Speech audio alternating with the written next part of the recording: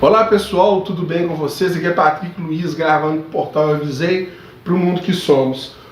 Hoje eu trouxe uma colinha aqui porque a gente vai falar de uma coisa muito, mas muito importante, que foi o programa Roda Viva, que aconteceu dia 16 de março de 2020 com Ciro Gomes. A imprensa brasileira já é conhecida, né, por cometer algumas atrocidades na história do nosso país. Alguns fatos, né, que você pode lembrar aí, quando a Globo, por exemplo, o Boni, ele fala que ele instruiu o Collor no último debate contra o Lula em 1988, 89 no Record, que ele botou um monte de folha de documentos, que o Collor bateu a mão nos documentos e falava que ali ele tinha várias provas contra o PT, não sei o que, fazendo uma jogada ali contra o PT no último debate, perto da votação, para tentar tirar mais votos do PT e eleger o Collor, como conseguiram fazer, né? Tem também aquele caso da escola base, de 1994 em São Paulo, em que os donos foram acusados de estarem fazendo orgia com as crianças da escola. A investigação não tinha nem terminado ainda, a imprensa começou a falar daquilo e só falou daquilo o tempo todo. A vida dos donos da escola virou um inferno. Depois saiu uma investigação séria em que provou que eles não tinham nada a ver com isso, que não estava acontecendo nada disso na escola. A escola já tinha acabado, o pessoal tinha pichado o muro, invadido escola, quebrado escola. Os dois donos da escola não conseguiam mais dar aula em lugar nenhum, processaram o Estado, uma catástrofe. A mulher parece que morreu em 2007, o cara morreu depois em 2014. Foi um terror, tudo causado por uma imprensa irresponsável. E por último agora houve o caso da trans Suzy, né, que a Globo fez o Drauzio Varela, coitado, dar um abraço numa mulher que tinha estuprado e matado uma criança. E você pergunta para mim, o que isso tem a ver com Roda Viva? O que isso tem a ver com Roda Viva? Que o Roda Viva foi mais um show de horrores da imprensa brasileira. Esse Roda Viva que aconteceu com o Ciro Gomes foi mais um show de horror que vai ficar para a história da imprensa brasileira. E você pode pensar assim, não, que é isso, ele está exagerando, eu trouxe dados. Olha só que legal, eu avaliei a entrevista toda, eu peguei pergunta, eu anotei quantas vezes ele foi interrompido, quanto tempo eles gastaram com perguntas, com respostas, e eu tenho alguns dados aqui para vocês. Não satisfeitos ainda com isso aqui, eu tenho um videozinho no final que eu vou colocar aqui, ou eu vou colocar nessa postagem, ou eu vou colocar no card aqui para vocês verem a diferença de tratamento dessa entrevista, na introdução da entrevista feita pela Vera Magalhães com o Ronaldo Caiado e com o Ciro Gomes. Olá, boa noite. Sejam bem-vindos ao Roda Viva. O nosso entrevistado desta noite tem todas as credenciais para falar sobre esse momento do país. Ele governa o principal estado da região Centro-Oeste, com 6,5 milhões de habitantes e uma das economias mais pujantes do Brasil. Ele é médico e conhece Brasília como poucos, graças aos seus 5 mandatos como deputado e 1 como senador.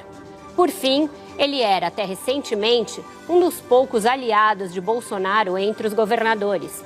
Foi justamente a postura do presidente de pregar contra o isolamento social e insistir em retomar as atividades econômicas que levaram o governador a anunciar o rompimento com o presidente. Para falar sobre como está conduzindo o seu estado em meio a essa pandemia, quais as medidas que o Brasil deveria adotar e qual o horizonte econômico e político para o país, está no centro do Roda Viva, via satélite, graças à transmissão da TV Brasil Central, afiliada da TV Cultura em Goiás, o governador do estado, Ronaldo Caiado. Olá, boa noite. Sejam bem-vindos. Estamos ao vivo para todo o Brasil, pela TV Cultura e emissoras afiliadas. O entrevistado dispensa apresentações. É um dos políticos mais controversos do Brasil. candidato a presidente da República por 3 vezes, a última delas em 2018, tem procurado liderar uma oposição a Jair Bolsonaro descolada do lulopetismo. Faz isso ao seu estilo, com impropérios e gestos extremados, seus e dos aliados, como foi o caso de seu irmão, que foi baleado ao tentar conter o motim dos policiais militares no Ceará, invadindo um quartel com uma retroescavadeira. No centro virtual do Roda Viva, o ex-governador, ex-ministro e ex-deputado Ciro Gomes. Só para contextualizar, em 16 de março, a gente estava com creche de bolsa por causa da queda do petróleo, coronavírus chegando no Brasil. Era o 16 de março, a gente estava começando a ter lockdown já estava começando o confinamento horizontal na maioria dos estados. Então tinha muito assunto para ser falado, de temas relevantes. Bolsonaro tinha acabado de convocar uma manifestação contra o Congresso. Então, ou seja, não faltava assunto relevante sobre o país para ser tratado naquele dia da entrevista. Mas não foi bem o que aconteceu.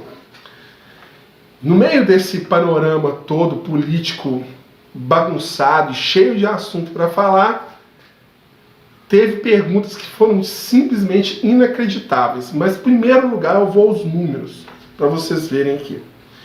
Foram 1 hora e 21 minutos de programa, 44 segundos, 26 perguntas.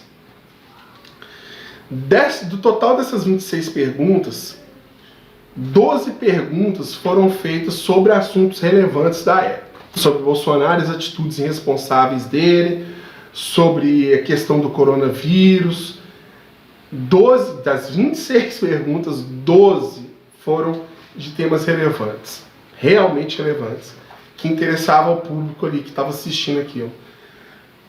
Dessas 26 perguntas, 14 foram perguntas sem a menor relevância, simplesmente para desconstruir o Ciro Gomes, entendeu? O que eu até entenderia da imprensa tentar desconstruir um cara se ele tivesse em campanha para 2022, né?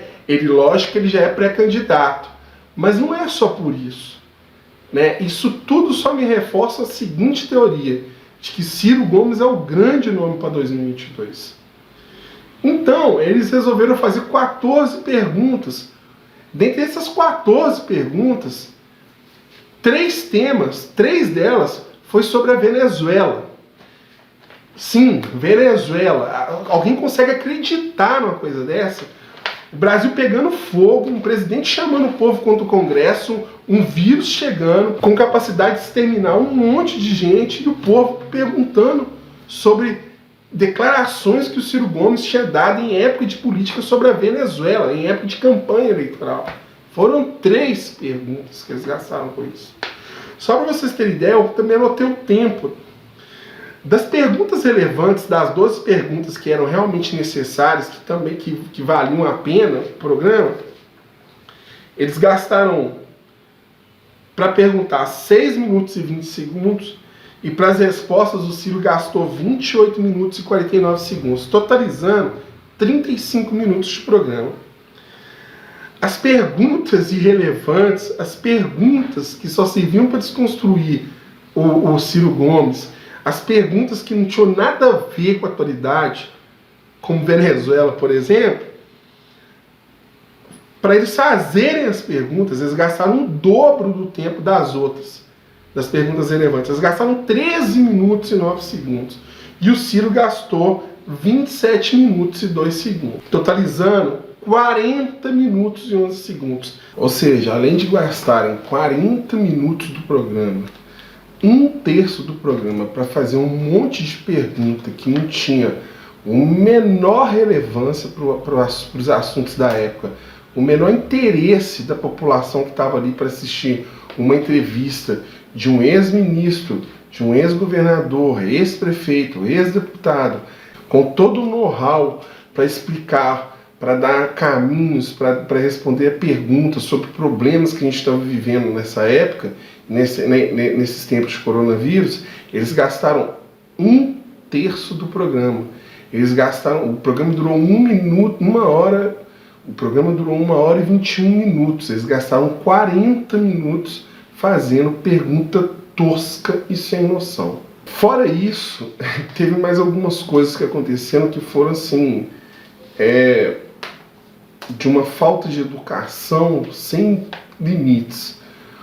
O entrevistado, o Ciro Gomes, ele chegou a ser interrompido 21 vezes. Eu vou colocar na descrição desse vídeo, vou colocar aqui na tela também agora,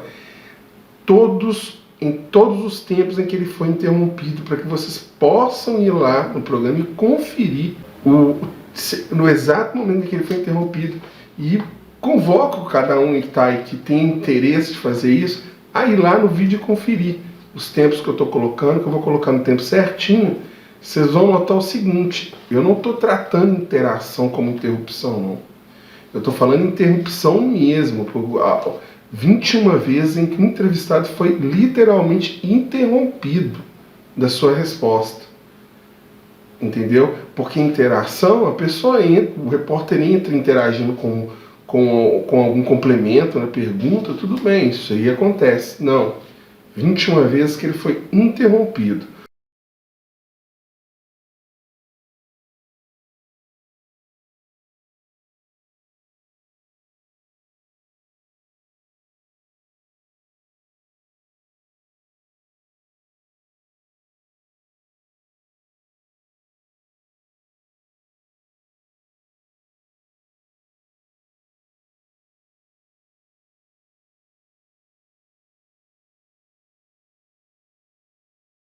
Fora o desrespeito da Vera Magalhães com o Ciro no momento de o fechamento de um dos blocos. Se não me engano, foi no segundo bloco, em que, pela entrevista ser remota, você via que tinha um delay de comunicação entre Ciro e o centro do Roda Viva. Num desses momentos que aconteceu esse delay, a Vera começou a introduzir o fechamento do bloco e o Ciro, óbvio que não ouviu. E aí ele continuou falando. Ela parou, deixou eu terminar de falar, ele viu que ela estava fazendo um fechamento de bloco, ele parou e ela fez a seguinte piadinha: se o ministro deixar, a gente vai fechar o bloco. Eu achei isso de uma falta de respeito, de uma falta de compostura jornalística sem igual, sabe? Falta de respeito para quem você está entrevistando, que é uma coisa assim que eu nunca vi antes em televisão. Ou já tenho até visto de gente muito chula e de repórter muito chulo na televisão. Essa reportagem do Roda Viva só mostra o desespero da elite de ver o crescimento do Ciro Gomes, de como ele está tomando a audiência do público para as ideias dele. E ele tem um projeto de governo, ele tem um projeto de nação. E esse projeto de nação nele mexe diretamente com a elite brasileira.